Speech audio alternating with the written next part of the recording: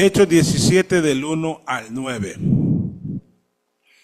Como saben, estoy leyendo la Reina Valera SBT, poquitas diferencias con la versión más popular en nuestra iglesia. Y pasando por Anfípolis y Apolonia, llegaron a Tesalónica, donde estaba la sinagoga de los judíos. Y Pablo, como acostumbraba, fue a ellos, y por 3 sábados disputó con ellos de las Escrituras, y declarando y exponiendo que era necesario que el Cristo padeciera y resucitara de los muertos, y diciendo: este Jesús, a quien yo os anuncio, es el Cristo. Y algunos de ellos creyeron y se juntaron con Pablo y con Silas y una gran multitud de griegos piadosos y mujeres principales, no pocas. Entonces los judíos, que eran incrédulos, teniendo celos, tomaron consigo algunos ociosos, malos hombres, y juntando una multitud alborotaron la ciudad, y asaltando la casa de Jasón, procuraban sacarlos al pueblo. Mas al no hallarlos, trajeron a Jasón y a algunos hermanos a los gobernadores de la ciudad, gritando: estos que alborotan el mundo también han venido acá. Y a los que Jasón ha recibido, y todos ellos actúan contra los decretos de César, diciendo que hay otro rey, Jesús. Y alborotaron al pueblo y a los gobernadores de la ciudad, que oían estas cosas. Pero después de recibir fianza de Jasón y de los demás, los soltaron. Bendita la santa palabra de Dios. Vamos a orar, hermanos. Querido Dios y Padre, en esta mañana, Padre Celestial, venimos delante de tu presencia. Y quiero pedirte, Padre Celestial, que tomes el control, no solo de mi ser, sino de todos los aquí presentes. Que en el pensamiento nuestro estés tú. Que en nuestro corazón haya la disposición de deleitarnos en tu palabra y de recibirla con gozo y de obedecerla con humildad. Que en nosotros, Padre, gobierne un deseo de oír tu voz y darte loores por siempre. Oh Señor, qué hermosa es tu palabra. Qué hermoso es aprender de ti. Te ruego, Señor, que me uses para enseñarle a tu pueblo tu palabra en esta mañana y hacerlo con humildad de corazón, para la gloria exclusivamente tuya, Señor. Te lo suplico en el nombre de Jesús. Amén. Anunciemos al mundo la verdad. Quiero guiarles en esta mañana a anunciar las verdades acerca de Jesucristo, de Jesús, y hacerlo sin temor. El segundo viaje misionero de Pablo había iniciado visitando algunas iglesias de las que se habían plantado durante el primer viaje misionero. Recordemos, tuvieron en Listra, por ejemplo, de donde salió, les acompañó Timoteo.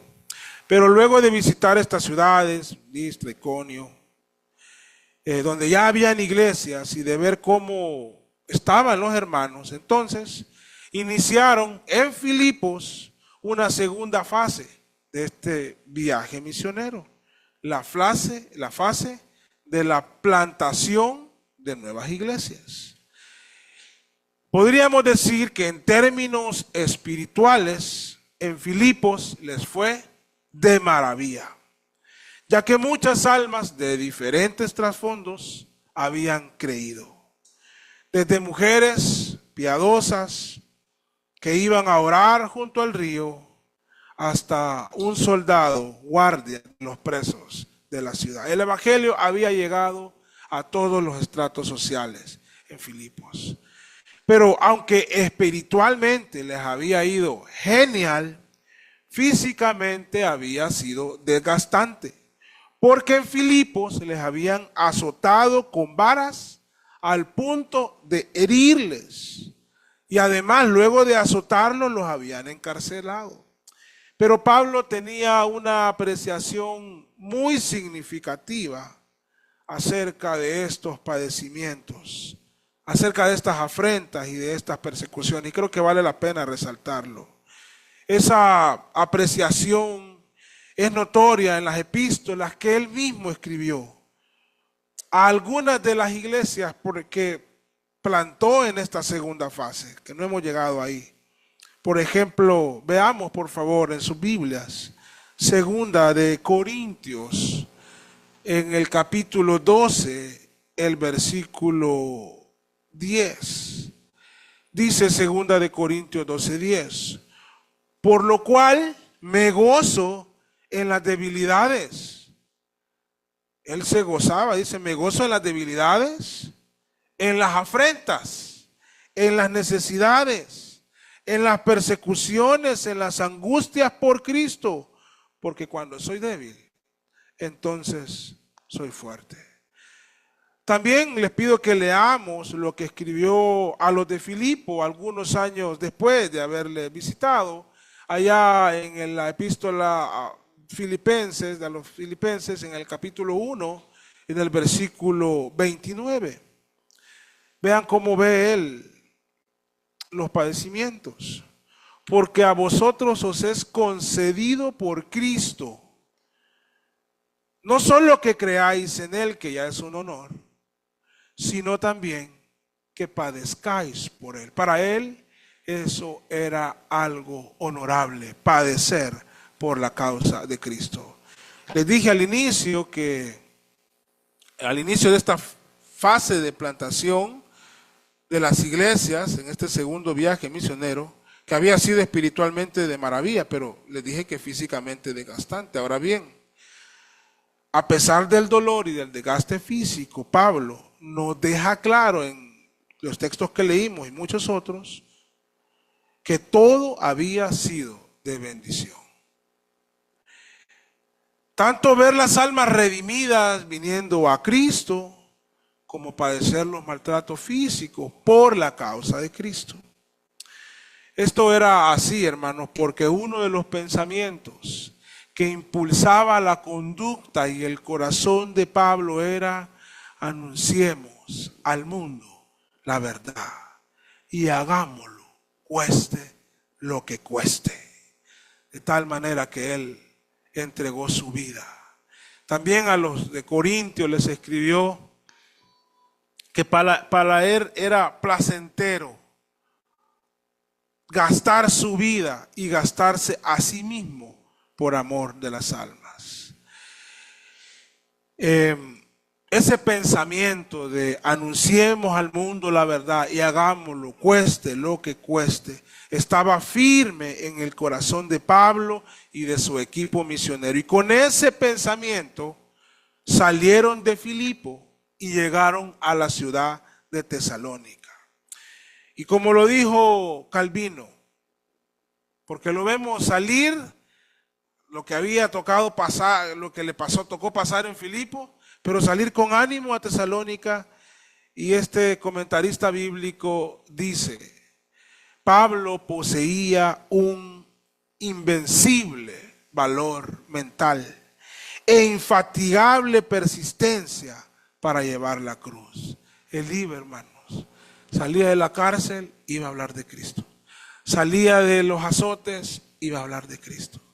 Salía de una ciudad porque lo apedrearon, él iba a hablar de Cristo. En la otra lo lincharon, él seguía hablando de Cristo.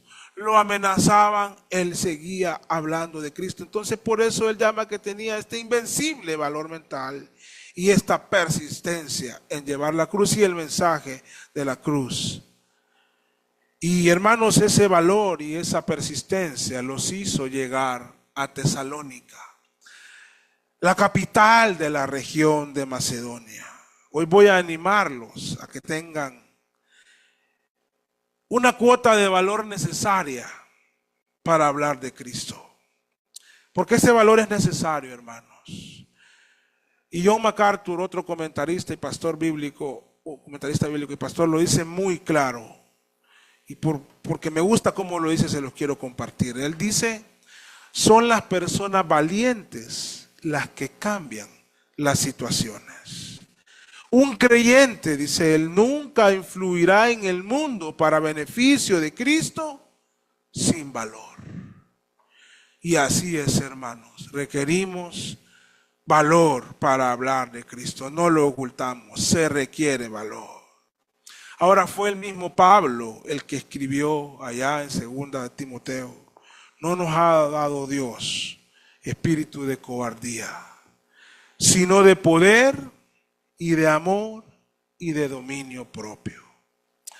Pablo, además de escribir estos textos inspirados por el Espíritu Santo, escribía estas cosas con gran autoridad. Y este relato que hemos leído es una muestra de ello. Venía de sufrir de Filipo físicamente, pero para él era un gozo y seguía en Tesalónica con la misma misión. Llegó a Tesalónica. Como les digo, no es Filipo, sino Tesalónica, la ciudad, o Salónica creo que se llama ahora la ciudad, la capital, por así decir, en aquel entonces, de la región de Macedonia. Aquí estuvo las primeras 3 semanas enseñando en la sinagoga. O sea que en Tesalónica, a diferencia de Filipos, había una comunidad judía más grande, o había una comunidad judía lo suficientemente grande para que hubiese una sinagoga. En Filipos no se menciona sinagoga, pero en Tesalónica sí. Y la Biblia nos relata ahí que Pablo disputó con ellos, con los judíos de Tesalónica, disputó de las Escrituras. Ya vamos a explicar esto. Además, declaró y expuso que era necesario que Cristo padeciera y resucitara de los muertos. Él empezó a hablar de las Sagradas Escrituras y del Santo Evangelio de Cristo. De eso que Pablo habló, quiero que hoy lo recordemos y lo vamos a hacer y vamos a meditar en ello. Y yo pues vamos a exponer esto, lo hago confiando en el Señor y habiendo orado para que nos revista del valor necesario para que esta iglesia en esta semana y las subsiguientes anunciemos su palabra. Además, para que Dios cincele en nuestro corazón el deseo ferviente de que anunciemos al mundo la verdad que conocemos y portamos. Antes de revisar lo que Pablo enseñaba, que se nos relata en el texto, quiero comentarles que es sorprendente y hasta vergonzoso para los creyentes ver a muchos que presumen y anuncian sus cosas, las cosas que tienen, las cosas que poseen, las cosas que hacen, las cosas en las que creen. Y en contraste hay muchos cristianos que han creído en la maravillosa verdad del Evangelio, pero se niegan a hablar de Cristo. ¿Han visto ustedes a muchos ricos presumir su riqueza? Muchos lo hacen. ¿Y sus lujos? ¿O han visto a muchos parranderos promocionar y presumir sus pachangas o sus parrandas? Lo hacen sin vergüenza, hermanos. Incluso a veces podemos encontrar a muchos afeminados e inmorales presumiendo sus impurezas y sus aberraciones sexuales. Asimismo, y sobre todo en esta época en nuestro país, vemos a algunos o a muchos fanáticos presumiendo a sus ídolos o candidatos políticos o precandidatos políticos y las banderas de sus partidos como si fueran ídolos. Otros presumen también como ídolos a deportistas y sus pasiones deportivas. Y no falta por ahí que nos encontremos a seguidores de creencias herejes, anunciando con disciplina y sin vergüenza sus mentiras y sus perversas doctrinas. Si uno medita en esto, todo esto da tristeza. Pero más triste aún es que en contraste de estos, en contraste de todos estos que presumen, esos presuntuosos seguidores del error, están los cristianos, tímidos, cabizbajos, escondidos en la esquina, todos achicopalados, cuando son la luz del mundo, cuando son la sal de la tierra. O sea, hermanos, que la realidad es que encontramos que aquellos que portan el mensaje más hermoso, la verdad más poderosa, aquellos que portan el único mensaje que trae esperanza eterna, los anunciantes de la vida eterna, no están declarándole a nadie en algunos casos acerca de Cristo. Porque el temor, la cobardía, la pena, la timidez y la duda han tomado el lugar del valor, de la osadía, del gozo y de la alegría y de la fe para anunciar el mensaje de la verdad. Hoy deseo que escudriñemos las Escrituras con el corazón abierto y listo para recibir valor del Señor, para recibir fe y confianza en el Señor, y a la vez para recibir la disposición para anunciar el Evangelio, para gozarnos al realizar esta hermosa tarea encomendada por nuestro Señor. Hermanos, no podemos esperar que los mundanos hagan nuestra tarea. Ay, tal vez algún día ese periodista habla de Cristo. No, hermano, por favor. Somos nosotros los que tenemos que hablar de Cristo. Ahora, ¿qué mensaje es el que debemos anunciar? ¿O qué mensaje fue el que Pablo enseñó? En el versículo 2 del texto que leímos, Hechos 17, leemos que Pablo disputó con los judíos. En este caso se refiere, hermanos, a una conversación donde habían preguntas que eran respondidas, ya sea preguntas retóricas que Pablo hacía y las respondía por sí mismo, o preguntas que surgían de los judíos y Pablo desde las Escrituras las respondía. En este caso eran preguntas lógicas para una comunidad judía. ¿Quién es el Mesías? ¿Y por qué Jesús decimos que es el Mesías? También leemos que Pablo declaraba y exponía desde las Escrituras, en este caso está refiriendo al Antiguo Testamento, que Cristo debía de padecer y que debía resucitar de entre los muertos. El significado de esa exposición, que es la palabra que usa las Sagradas Escrituras, en el original se refiere a que Pablo hacía declaraciones verdaderas acerca del Mesías, de nuestra fe y de cosas concernientes a Dios. Pero además de hacer estas declaraciones, junto o a la par de esas afirmaciones, también mostraba argumentos sólidos y reales de lo que estaba enseñando. No imponía con sombrerazos las verdades eternas, las argumentaba con razonamiento y lógica. En este relato, Lucas nos especifica qué era lo que Pablo enseñaba. No lo dice de manera específica, pero nos da un norte de qué es lo que él les enseñaba. Primero, como ya lo leímos, que Cristo debía de padecer. Meditando en esto, concluyo que es imposible que nuestra imaginación, o creo que nuestra imaginación se queda corta al poder contemplar cómo habrá sido de fascinante y de poderosa esa enseñanza de Pablo. Y que desde las páginas y desde las profecías del Antiguo Testamento, Pablo enseñaba y exponía y explicaba en las sinagogas de Tesalónica acerca de los padecimientos de Cristo. Pero me imagino algunas cosas. Me imagino a Pablo citando y exponiendo Solo leerlo es maravilloso. Yo lo disfruté mientras el hermano Santiago leía Isaías 53. Me imagino citando Isaías 53. Si leerlo es tan bonito, ya me imagino escuchar a Pablo exponiendo ese texto. Leámoslo, hermanos, de nuevo. No viene mal, es algo bueno, la verdad. Y yo no lo voy a explicar como Pablo lo explicaba, pero sí quiero que lo leamos desde el versículo 3, Isaías 53.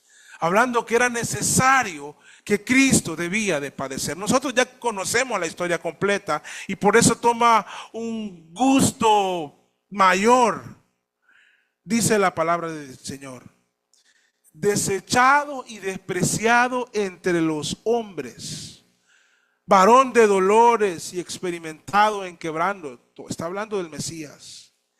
Y como que escondimos de él el rostro, fue despreciado y no lo estimamos.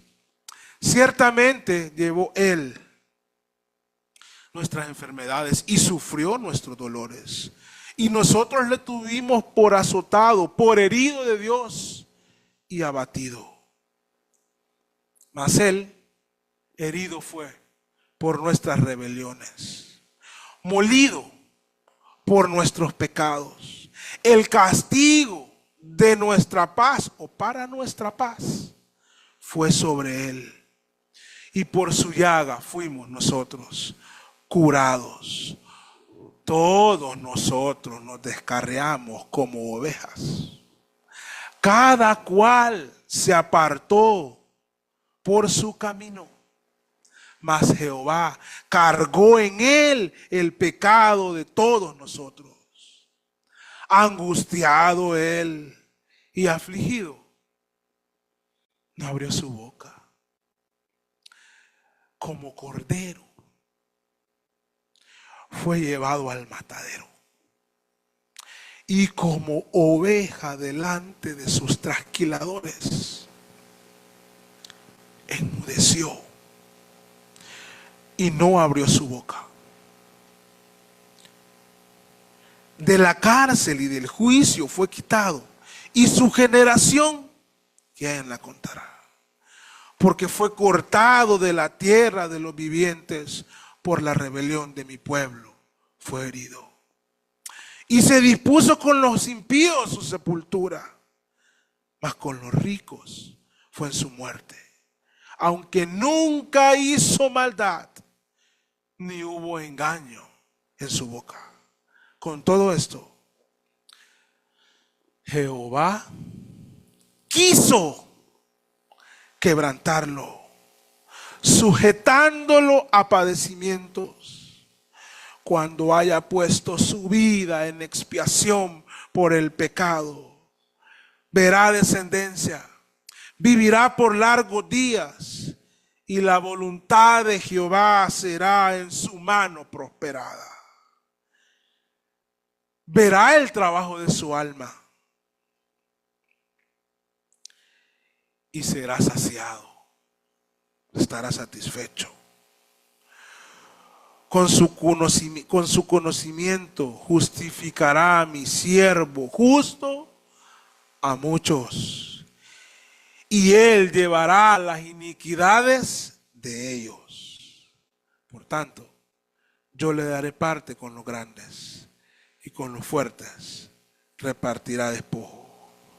Por cuanto derramó su vida hasta la muerte, y fue contado con los transgresores, habiendo él llevado el pecado de muchos y orando por los transgresores. Hermanos, qué texto profético. De siglos antes de que Cristo estuviera entre nosotros, 700 años antes, Pablo les estaba enseñando que el Cristo debía de padecer, con textos del Antiguo Testamento de siglos antes de que Cristo estuviera aquí. Si he disfrutado tanto la lectura, no me imagino lo hermoso que fue la explicación de este texto en Tesalónica. Pero yo también me imagino que Pablo citó el Salmo 22 y lo explicó. Y también me encantaría que lo leyéramos. Yo solo quiero que lo leamos. En otro momento habrá tiempo para exponerlo. Vean lo que dice el Salmo 22. Dios mío, ¿por qué me has desamparado? ¿Recuerdan las palabras de Jesús de la cruz? Eloí lama sabactani. Estaba citando el Salmo 22. Dios mío, ¿por qué me has desamparado? ¿Por qué estás lejos de mi salvación y de las palabras de mi clamor? Dios mío, clamo de día y no respondes, y de noche y no hay para mí silencio, pero tú eres santo. Tú que habitas entre las alabanzas de Israel. En ti confiaron nuestros padres, confiaron y tú los libraste. Clamaron a ti y fueron librados, confiaron en ti y no se avergonzaron. Mas yo soy gusano y no hombre. Esto es profecía, hermano. Oprobio de los hombres y despreciado del pueblo. Todos los que me ven me escarnecen. Tuercen los labios, menean la cabeza diciendo, encomiéndese a Jehová, líbrelo, sálvelo, puesto que en él se complacía. Pero tú eres el que me sacó del vientre, el que me hace esperar desde que estaba en los pechos de mi madre. Sobre ti fui echado desde la matriz, desde el vientre de mi madre. Tú eres mi Dios, no te alejes de mí. Porque la angustia está cerca, porque no hay quien ayude. Me han rodeado muchos toros, fueron todos de Basán, me han cercado, abrieron sobre mí su boca como león que despedaza y que ruge. He sido derramado como aguas y todos mis huesos se descoyuntaron. Mi corazón fue como cera derritiéndose en medio de mis entrañas. Se secó como un tiesto mi vigor y mi lengua se pegó a mi paladar y me has puesto en el polvo de la muerte. Porque perros me han rodeado, me han cercado cuadrilla de malignos, horadaron mis manos y mis pies. Puedo contar todos mis huesos. Ellos miran, me observan. Repartieron entre sí mis vestidos y sobre mis vestiduras echaron suertes. Mas tú, Jehová, no te alejes. Fortaleza mía, apresúrate a venir en mi ayuda. Libra de la espada mi alma, mi única del poder del perro. Sálvame de la boca del león y respóndeme, librándome de los cuernos de los búfalos. Este es un salmo mesiánico, hermano, que habla de los padecimientos de Cristo. Un salmo adecuado para hablar de los padecimientos. Por eso creo que Pablo no solo lo leyó como hoy esta mañana yo, sino que seguramente lo expuso. Pero estas profecías de sufrimiento del Mesías están desde el Génesis, hermanos. Cuando Dios le dijo a la serpiente acerca de la simiente del Mesías, tú la herirás en el calcañar. Estaba prometido desde el Génesis que el Cristo había de padecer. Pero la exposición de Pablo, cuando leemos el relato de Lucas, no queda solo en los padecimientos de Cristo. También les dice que iba a resucitar entre los muertos como sello de su victoria. Pero les dice que desde las Escrituras, o sea que estaba profetizado. Y les estaba enseñando que estaba profetizado, que sí iba a padecer, pero que iba a resucitar. Qué espléndido para aquellos que escucharon de boca de Pablo esta enseñanza de la resurrección. Citando seguro profecías del Antiguo Testamento acerca de la resurrección. El mismo libro de Génesis, el texto que les acabo de citar, así como Dios le adelantó a la serpiente que heriría al Mesías en el calcañal, también le había dicho a la serpiente que el Mesías lo heriría en la cabeza. Y esto era para que se entendiera que no eran comparables los padecimientos y las heridas del calcañar o los padecimientos y sufrimientos de Cristo en su muerte con la victoria de la resurrección, con los daños que provocaría la victoria o los golpes en la cabeza del enemigo, de la serpiente antigua, dándole a Cristo la victoria eterna con esa gloriosa resurrección. Seguramente también Pablo citó Salmo 16 del 8 al 11. Véanlo conmigo, por favor. Vamos a ver las escrituras, hermanos. Si eso es lo que nosotros queremos hacer, gozarnos en las escrituras. En el Salmo 16, del versículo 8 al 11, perdón si dije otra cita, dice así, acerca de la resurrección de Cristo, en el Antiguo Testamento. A Jehová he puesto siempre delante de mí, porque está a mi diestra, no seré conmovido. Se alegró por tanto mi corazón y se gozó mi gloria. También mi carne reposará segura, porque no dejarás mi alma en el sepulcro, ni permitirás que tu santo vea corrupción. No, hermano, si va a resucitar. Me harás conocer la senda de la vida. Plenitud de gozo hay en tu presencia. Deleites en tu diestra para siempre. Así como en Jonás, que era un adelanto de que Cristo iba a estar 3 días en el sepulcro para levantarse. Y no sé por otros cuantos textos, Pablo iba argumentando sólidamente desde las Escrituras que Jesús era el Mesías. Ahora, vean el texto de Hechos 17, por favor. Les dice Pablo, este Jesús, a quien yo os anuncio, es el Cristo. Y de aquí toma nombre el mensaje de esta mañana, hermanos. Anunciando al mundo la verdad. Porque Cristo es la verdad. Entonces, Pablo le decía, Jesús es el Mesías prometido. Entonces ahí sí me imagino ya un viaje más desplayado por las profecías. Yo quiero citar algunas, no todas, hermano. Posiblemente Pablo citó muchas de las que yo voy a citar. Yo solo las voy a citar así rápido. Y todas se cumplieron en Cristo.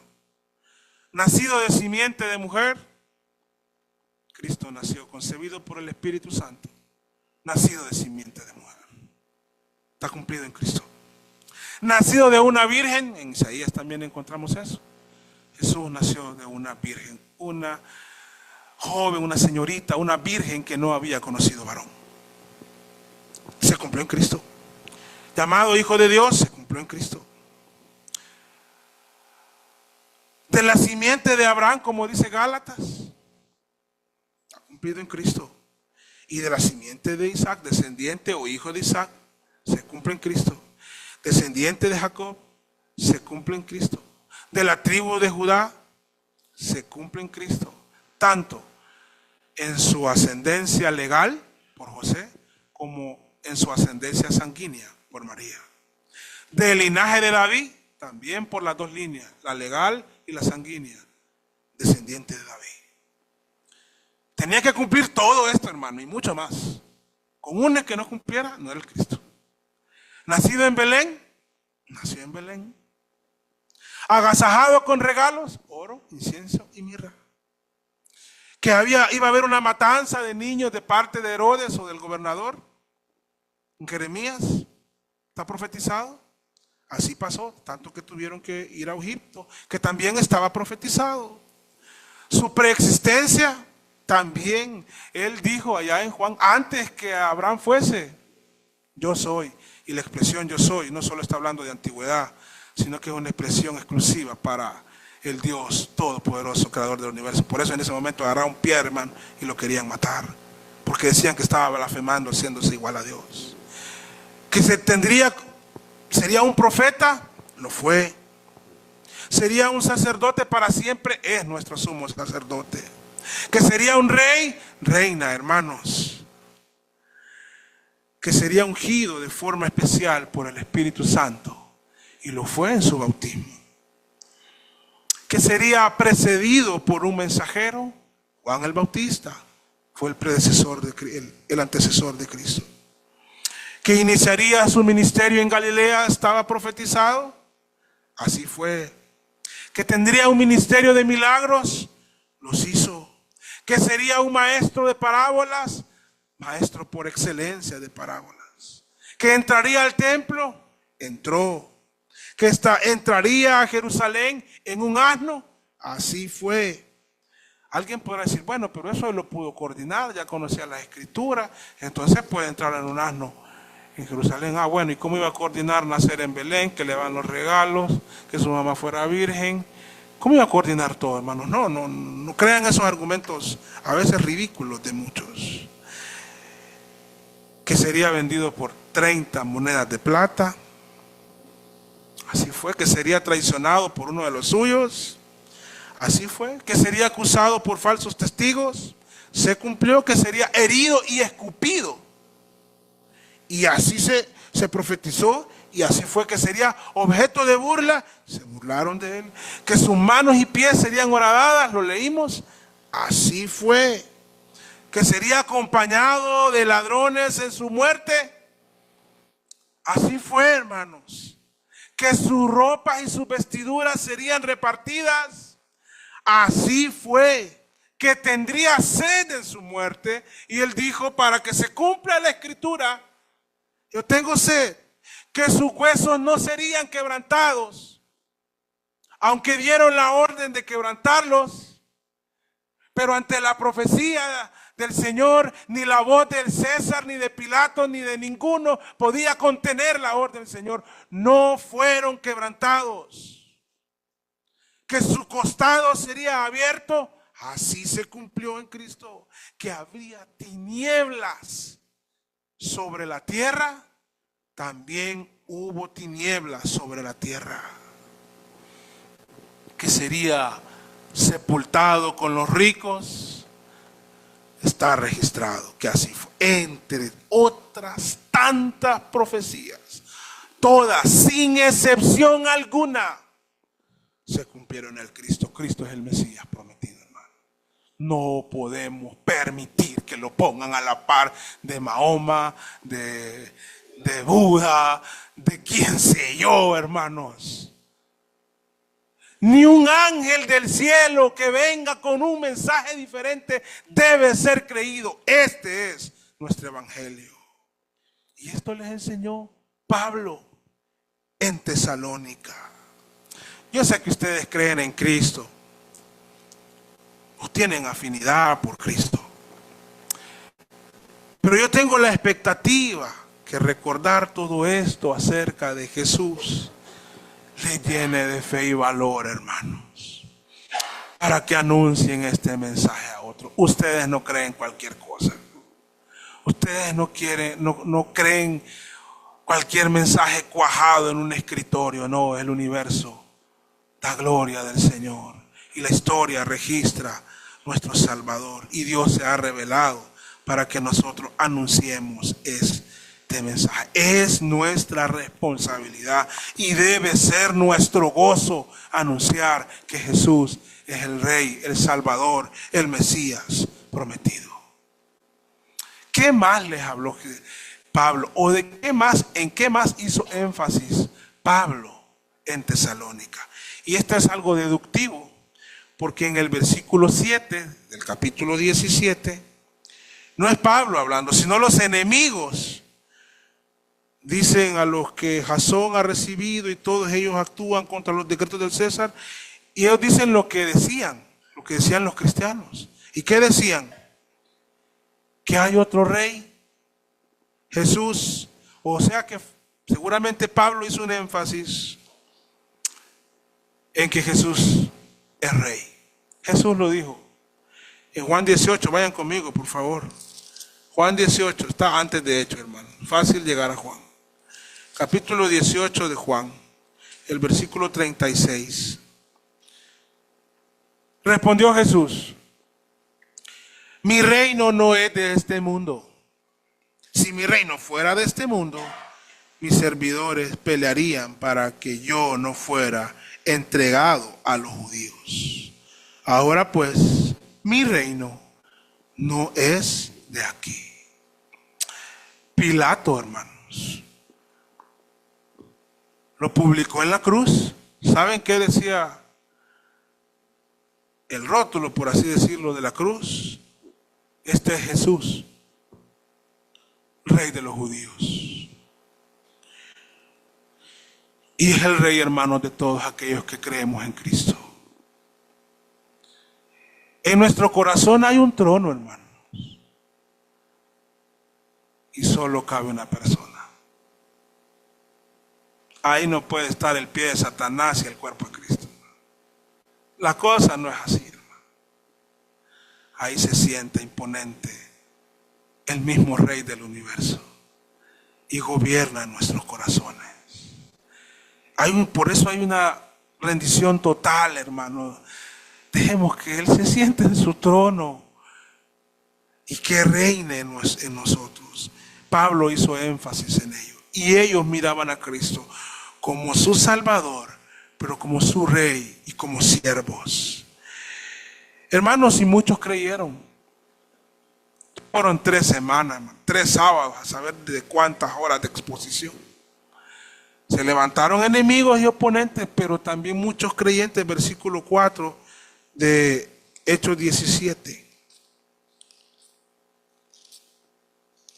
Ahí dice que está clarito, hermanos. Y algunos de ellos, ¿qué dice?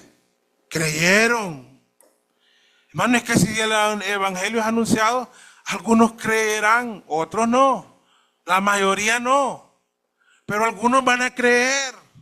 Por eso no hay que desalentarse. Dios es soberano en estos asuntos. Pero hay que anunciar el evangelio.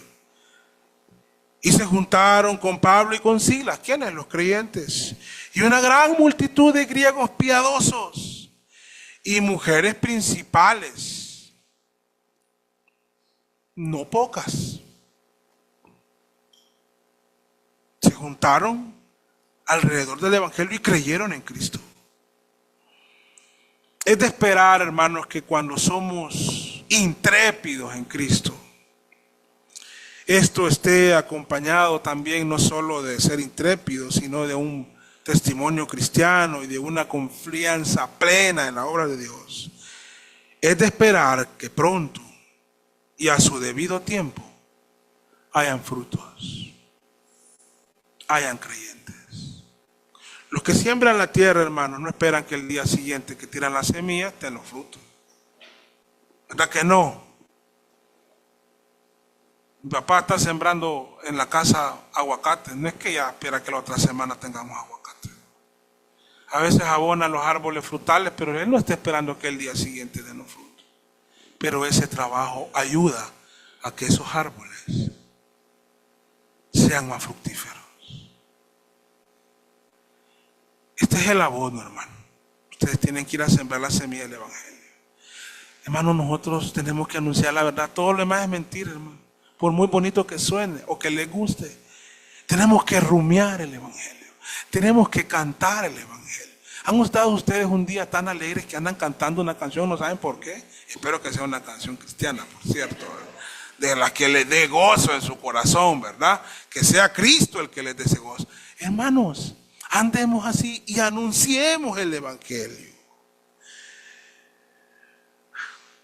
Les animo, hermanos, a actuar en fe, a tomar valor, a asirse de la palabra de verdad y con humildad de corazón y con fe en el Señor y en el mensaje que creemos, hablemos de Cristo. No podemos agachar la cabeza si somos hijos del Rey de Reyes y Señor de Señores. En cuanto a asuntos del evangelio me refiero. Ahora quiero que leamos rápida y brevemente los versículos del 5 al 9, porque hay sucesos que vale la pena rescatar. Entonces los judíos que eran incrédulos, o sea, los que no habían creído, se llenaron de celos, hermanos, y de coraje y de rabia. Y tomaron consigo a hombres malos, ociosos, y juntaron a un buen número, hermanos.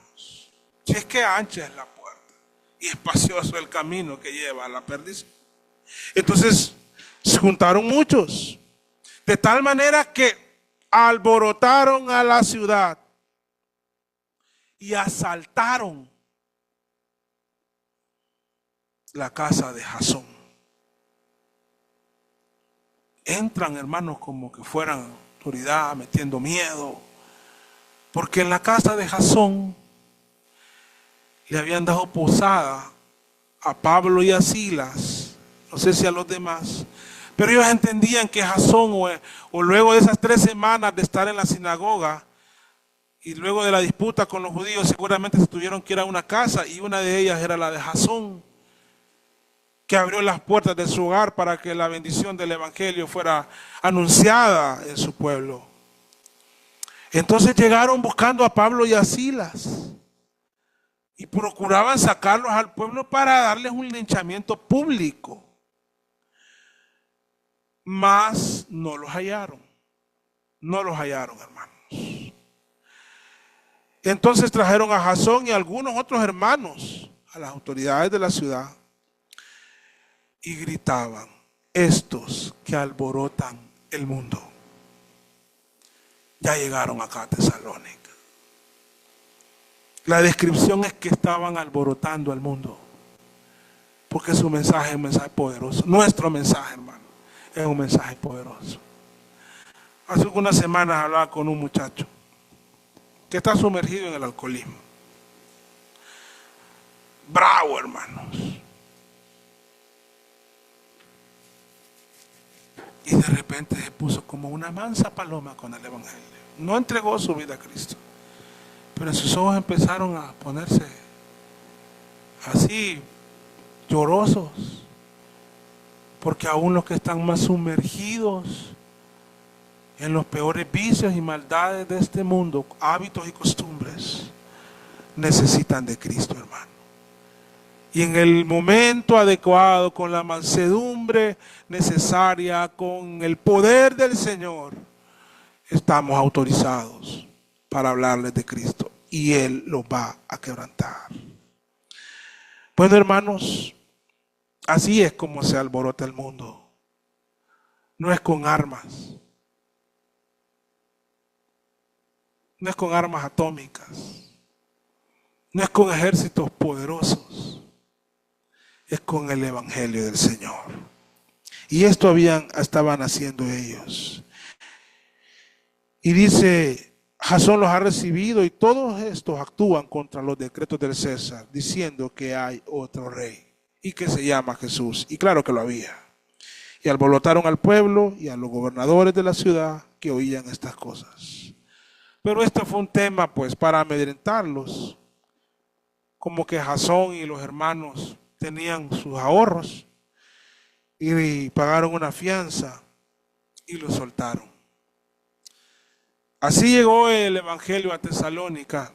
Sabemos que 3 semanas estuvieron en la sinagoga, no sabemos cuánto más en casas, pero un buen tiempo.